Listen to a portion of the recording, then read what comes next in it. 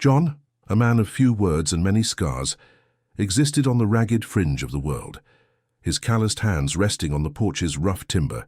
the scent of dust and sweat a constant shroud. The dry wind whistled through the cabin's rusted seams, a tireless song of desolation that had scored the last years of his life,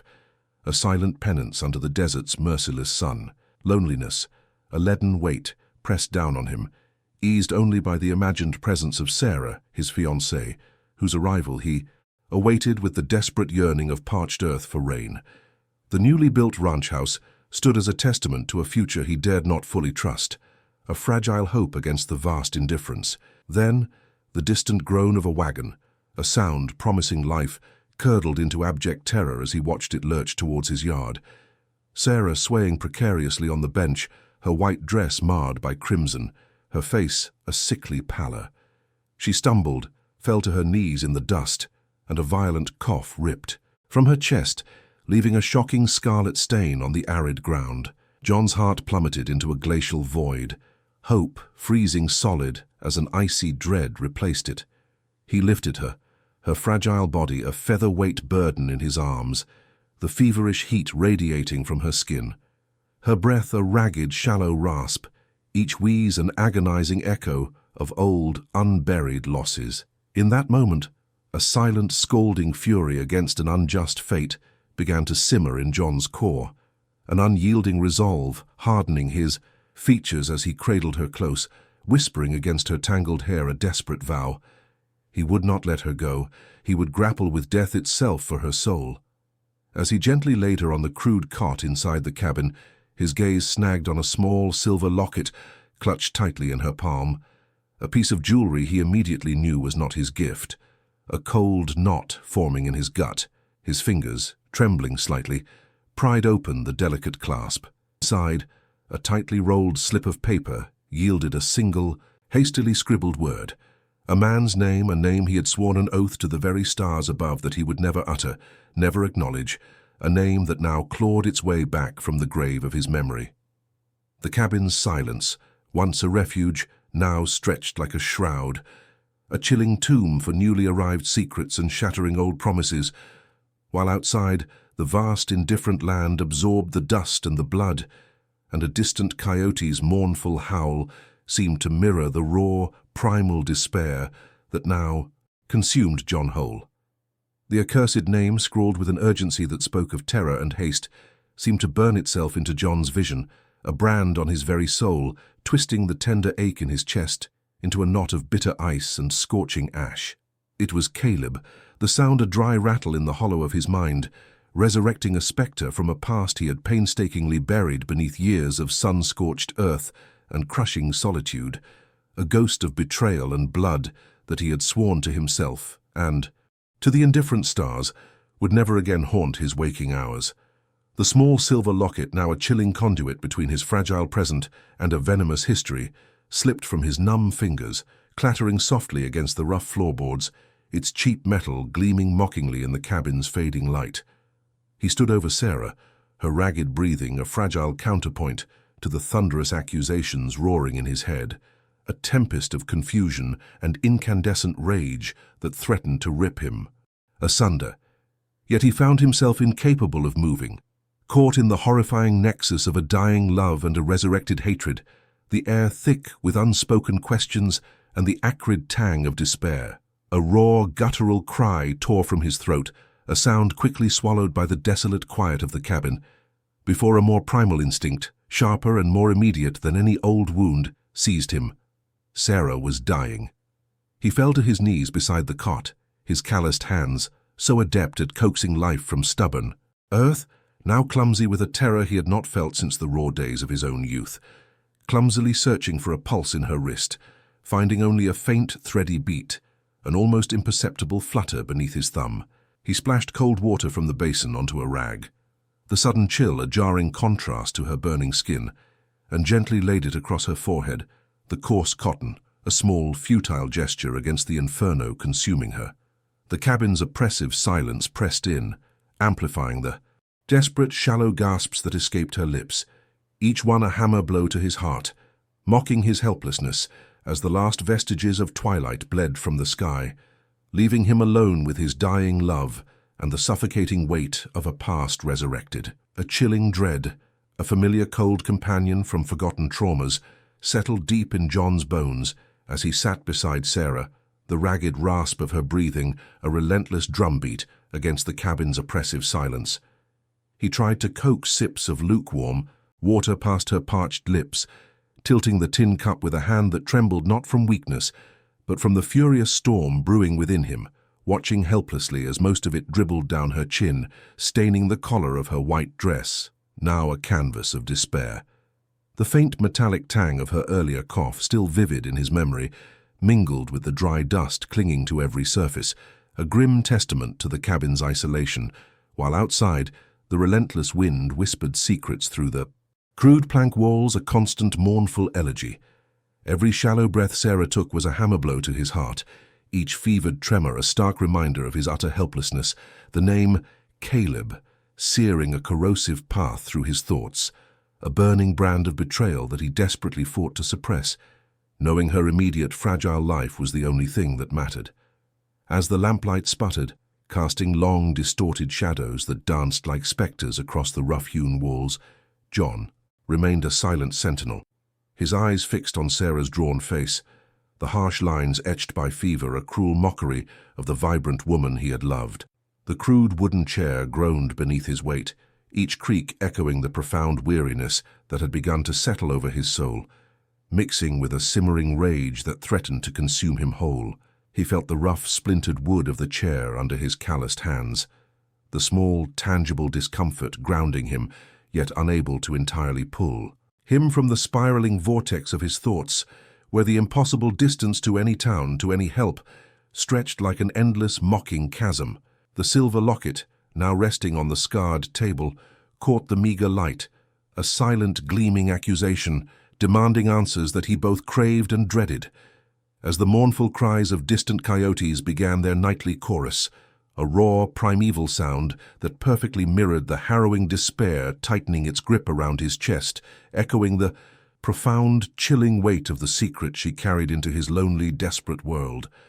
John's hands, usually adept with rough timber and stubborn earth, now moved with a clumsy, almost reverent tenderness, dipping a torn strip of linen into the cool, dark water of the bucket. The sudden chill on his fingers, a momentary shock amidst the oppressive heat of the room and Sarah's fever. He gently pressed the damp cloth to her forehead, feeling the fiery warmth beneath the fabric, a heat that seemed to radiate despair into his very bones, and watched the tiny beads of sweat, glistening like ill-omened dew, on her pale skin, as her breath hitched and rasped in her chest, a sound like dry leaves skittering across barren ground. The cabin, usually filled with the comforting scent of pine and curing leather, now reeked faintly of sickness and a metallic tang that made his stomach clench, a smell he remembered all too well from days he had sworn to forget, days when life had slipped away despite his most fervent prayers. He felt the insistent thrum of his own pulse in his temples, a counterpoint to the distant, mournful howl of the wind outside, a constant, abrasive murmur that seemed to whisper of encroaching darkness, and the profound, terrible helplessness that had seized him by the throat, the silver locket lying on the table still a silent, gleaming shard of a future, now teetering on the precipice of an unimaginable abyss. His gaze, drawn inexorably back to the silver locket, felt like a branding iron searing itself into his consciousness, its delicate craftsmanship mocking the brutal simplicity of the single name etched within, a name that tasted like ash and gall on his tongue, dragging him back to a past he had painstakingly buried beneath layers of unforgiving desert sand and stoic silence. Caleb. The very syllable ignited a cold, hard knot of memory in his gut, a handshake that turned to betrayal, a trust shattered like brittle glass, the bitter taste of a friendship, soured by deceit, a debt still unpaid in the ledger of his soul that now, impossibly, had resurfaced through Sarah's suffering. A tremor ran through John's own calloused hands as he balled them into fists, the sharp ache of his knuckles a dull echo of the fury that threatened to erupt, a desperate conflict warring within him between the aching tenderness for the fragile woman before him and the savage, righteous anger that clawed at his throat, demanding vengeance for this fresh, unbearable wound, for the spectre of a ghost from his grim history now haunting the most precious corner of his fragile, hard-won peace. The wind outside whined a low, mournful tune against the cabin's rough timbers, a chilling symphony that seemed to underscore the profound isolation of his struggle. A man alone against the elements, against death, and against the insidious tendrils of a past he had believed long dead, reaching out from the grave to claim what little hope remained. John's fingers, trembling despite his will, carefully returned the locket to Sarah's grasp, the cold silver a jarring contrast to her feverish skin, a silent promise to unravel its secret later, when the immediate terror of her fading breath was not quite so pressing. He moved with a sudden urgent grace that belied his earlier paralysis, fetching a bucket of cool water from the well outside, the rusty creak of the pulley a harsh counterpoint to the soft moan that escaped Sarah's lips as he knelt beside the bed. Once more. The cabin, usually a haven of quiet solitude, now felt suffocating, filled with the faint metallic scent of illness and the phantom echo of Caleb's name. Each rasping breath, Sarah took a cruel, rhythmic reminder of the race against time John was losing. He dipped a rough cloth into the bucket, wringing it out with hands that knew only hard labor, the cold seep of the water an unwelcome shock as he gently pressed it to her forehead, feeling the unnatural heat radiating through her. Thin skin, a heat that seared not just his touch but also his very soul, igniting a slow burning inferno of helplessness and rage against the unfairness of this cruel, sudden twist of fate. The afternoon sun, now a tired, blood-orange smear across the western horizon, cast long, distorted shadows across the rough-hewn floorboards, deepening the oppressive gloom within the cabin. Yet John worked on, undeterred by the fading light, his movements born of an instinctual, primal desire to shield and to mend.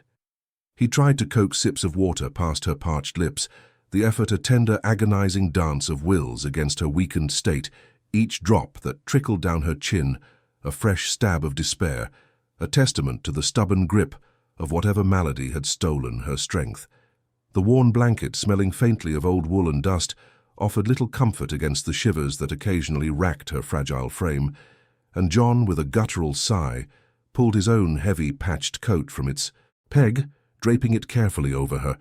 hoping the familiar weight and scent might offer some small unspoken reassurance. His gaze lingered on the locket, now nestled again in her palm, a tiny metallic whisper of betrayal in the quiet room, a cruel riddle he knew. With a certainty that chilled him to the bone, he would one day force Caleb to answer, no matter the cost, no matter the distance, no matter the blood that might be spilled. The cabin air, thick with the scent of pine sap and the metallic tang of Sarah's illness, pressed down on John. Each labored breath she took echoing a hollow beat within his own chest, a relentless, painful rhythm that mocked his every effort. He sat on the edge of the crude bed, the worn plank digging into his thigh, his calloused hand gently brushing a damp, wispy strand of hair from her feverish brow, the touch a feather-light prayer against the encroaching shadow he felt closing in around them. Outside, the last slivers of an indifferent sunset bled into a bruised purple twilight, painting the small, dusty window pane with a fleeting, mournful glow. Yet inside, the lantern's yellow flicker now cast dancing, grotesque shadows that seemed to writhe with every shuddering cough that tore from her throat. He felt the cold dread coiling tighter, an icy snake in his gut, knowing that for all his strength, for all his will, he was pitted against an unseen enemy that threatened to snatch away the only solace he had found in a lifetime marred by hardship and loss. The silver locket, still a cool, unwelcome presence in her frail hand, glinted briefly under the lantern light, a constant, silent accusation, its sharp edges pressing into her palm like a tiny, cruel barb. Its secret word, a festering wound he could neither ignore nor tend to in this agonizing vigil. A deep, guttural sigh escaped John's lips, a sound laden with the weight of unshed tears and a rising tide of an old, familiar fury that threatened to consume him, a beast he had long believed tamed and buried under layers of silent suffering and deliberate isolation. He gazed at Sarah's pale, sweat-streaked face, the fragile beauty of her features now starkly etched by pain and exhaustion, and a fresh wave of protective rage surged through him, making his hands clench into tight, unforgiving fists. the knuckles white and bruised against his rough denim. The name, Caleb, whispered again through the confines of his mind, not a gentle memory, but a sharp, cutting blade, reopening old wounds and tearing at the carefully constructed dam of his composure, promising a reckoning that he knew, with a chilling certainty, would demand blood and retribution. He remembered the smell of burnt wood and false promises, the glint of betrayal in a sun-drenched street, and the hollow ache of a promise broken. And now, seeing Sarah thus vulnerable and suffering, he swore to the indifferent, creaking timber of the cabin that this time he would not falter, that no matter the cost, the architect of her suffering, if it were indeed the same man, would answer for this desecration of their fragile peace. John moved with a grim deliberation, fetching a damp cloth from the bucket he kept by the bedside, the tepid water clinging to his calloused fingers like a second skin. He pressed the cool linen to Sarah's burning forehead, feeling the slight tremor that coursed through her fragile frame, a shiver that had nothing to do with cold and everything to do with the unseen enemy ravaging her from within. The cabin's air, thick and still, carried the cloying scent of sickness, mingling with the dry, earthy aroma of the unsealed floorboards and the faint metallic tang of the blood that still stained the rough-hewn planks. His gaze lingered on the rapid flutter of her eyelids, the shallow, rattling breaths that escaped her parted lips, each sound a tiny, agonizing knell of his crumbling hope. He wiped a bead of sweat from her temple, the gesture tender despite the tempest raging in his soul. A silent prayer and a desperate curse intertwined, a plea for her life and a vow of vengeance for the shadow that now threatened to consume them both, making him grit his teeth so hard his jaw ached, the sound of his own heart thrumming like a war drum in his ears. The afternoon sun, now a cruel brassy disk in the small grimy window, cast long distorted shadows across the room, mimicking the twisted shapes of his own dark thoughts. The name, Caleb, echoed in the hollow chambers of his memory, sharp as a rifle crack across an empty canyon, bringing with it the visceral scent of smoke from a burning barn and the bitter taste of ashes that lingered in his mouth for years. He saw again, with chilling clarity, the glint in Caleb's eyes, not of friendship, but of avarice and a cold, calculating opportunism, the same look that had preceded the flash of the knife and the betrayal that had cost John everything he held dear before Sarah. The image of the homestead once brimming with life and the promise of a quiet future, now reduced to charred timbers and a silent, gaping void, superimposed itself upon the present scene of Sarah's suffering, binding past and present into an inextricable knot of anguish and fury. He had buried that memory, or so he thought, under years of self-imposed solitude and the harsh demands of the frontier. But now it clawed its way back, invigorated by the injustice of Sarah's plight, a venomous serpent uncoiling in his gut. The weight of his oath, made whispered and silent against the dusty, indifferent air of the cabin, felt heavier than any burden he had ever carried, a promise to the living and a pact with the vengeful ghosts of his past, an absolute certainty that the debt would be paid, in full and in blood. John's gaze, heavy and unblinking, remained fixed on Sarah's chest, noting the shallow, desperate rise and fall, each faint breath a fragile whisper against the vast, indifferent silence of the cabin, and the sight was a crucible forging his grief into an alloy of cold, unyielding fury that thrummed beneath his skin. The silver locket, still clutched in her feverish hand, seemed to pulse with an infernal light in the dimness, a metallic ember igniting the dormant embers of his past resentments into a roaring inferno within him, vivid and consuming. He could almost taste the acrid dust of that ruined ranch, feel the searing heat of the flames that had devoured his hopes years ago, and hear the mocking echo of Caleb's laughter, carried on the wind that had torn through his life like a predator's talon, leaving behind only ash and a hollow ache. The air in the small room, thick with the cloying scent of sickness, wood smoke, and the metallic tang of old blood pressed down on him, a physical weight matching the crushing burden of his unresolved vengeance, and he knew, with a primal certainty that resonated in his very bones, that the ghost of Caleb would not be appeased, nor his own soul find a semblance of peace until a reckoning, long overdue, had been visited upon the man who had stolen so much. And now, through this cruel twist of fate, threatened to steal everything John had dared to hope for once more. The rough-hewn planks of the floor beneath his boots felt cold, grounding him in the harsh reality that pulsed around Sarah's frail form, a counterpoint to the tempest brewing within his mind, demanding a brutal resolution. A low growl rumbled deep in John's chest, a sound born of desperation and an unholy resolve, as he pushed himself up from the bedside. The stiffness in his knees, a small price to pay for the renewed clarity that now sharpened his purpose. His calloused hand instinctively sought the worn leather of his gun belt, feeling the familiar, comforting weight of the Colt holstered there,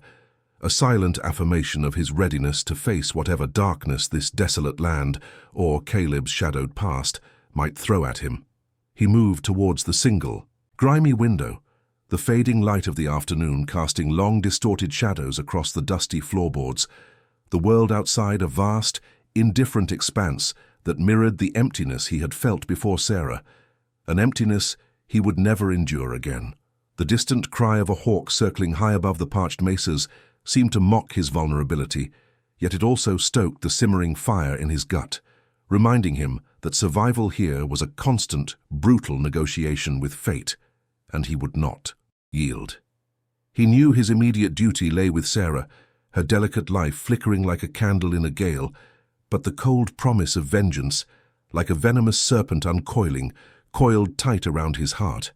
a relentless drumbeat urging him towards an inevitable confrontation that now felt less like a choice and more like a destined, bloody imperative. John turned from the window, the sun's last cruel rays stretching long across the plank floor, illuminating the swirling dust motes that danced in the oppressive air, each speck a testament to the cabin's solitude. Yet now Sarah's ragged breathing filled the void with a new, terrifying sound. He knelt beside the makeshift bed, his large, rough hand gently pressing against her forehead, the searing heat beneath his palm a cruel confirmation of his worst fears, far worse than the dry warmth of the desert wind that ceaselessly scoured the land. A faint, almost imperceptible tremor ran through her fragile frame, and a soft moan escaped her. Lips, a sound that tore at the fortified walls around his heart, threatening to crumble the stoic resolve he had just painstakingly rebuilt against the onslaught of despair. The faint scent of her sickness, a mix of sweat and something acrid, mingled with the familiar smell of old pine and dust, creating a suffocating atmosphere that pressed down on him, amplifying the desperate urgency of her fading life and mocking the meager peace he had hoped to find in this desolate place. He knew the frontier offered no easy cure, no miracle doctor to summon from the desolate expanse, only the harsh, unyielding reality of his own meager resources and the dwindling hours of daylight that mocked his helplessness. His gaze swept the sparse cabin, searching for anything, any forgotten tincture or half-remembered remedy from his past wanderings through dust-choked towns and lonely trails, but found only the familiar, stark necessities of a life lived on the very edge. A chipped enamel basin, a water bucket with a rusty rim, a stack of worn blankets that offered little solace against the encroaching chill of a desert night. He fetched the basin, pouring the precious, cool water from the bucket, its metallic tang a stark contrast to the burning fever emanating from Sarah, and began to gently bathe her face, neck, and wrists, the rough cloth a delicate whisper against her inflamed skin. Each stroke was a prayer, a desperate plea to an indifferent sky, his own breath catching in his with every shallow, gasping sound she made, the tiny, almost inaudible coughs that still held the lingering promise of crimson. The fading light outside painted the western sky in hues of bruised purple and angry orange, a violent beauty that seemed to mirror the turmoil within him, an agonizing blend of tender concern for the woman he loved and the coiled, lethal threat he now held for the man named Caleb, a name that tasted like ash and iron on his tongue. The night deepened outside, velvety blackness punctuated by the distant mournful cry of a coyote. As Sarah's breath grew alarmingly shallow, each exhalation a mere ghost of air, rattling deep within her chest like dry leaves caught in a whirlwind. John, his face etched with a desperate tenderness, continued to sponge her fevered brow, the cool water quickly warming against her inflamed skin, his own hands trembling with an encroaching terror that threatened to unman him, a cold dread seeping into his bones that was far more chilling than the desert night. He whispered soothing words, meaningless promises against the tide of her fading strength, his voice a rough murmur in the oppressive silence of the small cabin, which now felt less like a sanctuary and more like a cage, trapping them both in this agonizing dance with the relentless grip of fate. Her eyes, clouded with pain and exhaustion, fluttered open for a fleeting moment, a spark of recognition, or perhaps just a flicker of the fight left within. Her, before closing once more, leaving him adrift in a sea of unspoken fears and the chilling, undeniable realization that the life he had so painstakingly tried to build was crumbling to dust around him, the scent of dust and fading life now cloying in the air. Then, with a final, almost imperceptible sigh, a breath that seemed to catch and dissolve into the very fabric of the desolate air, Sarah's body went utterly still, the last vestige of warmth receding from her slender form as the oppressive quiet of the cabin swallowed the last echo of her fragile life.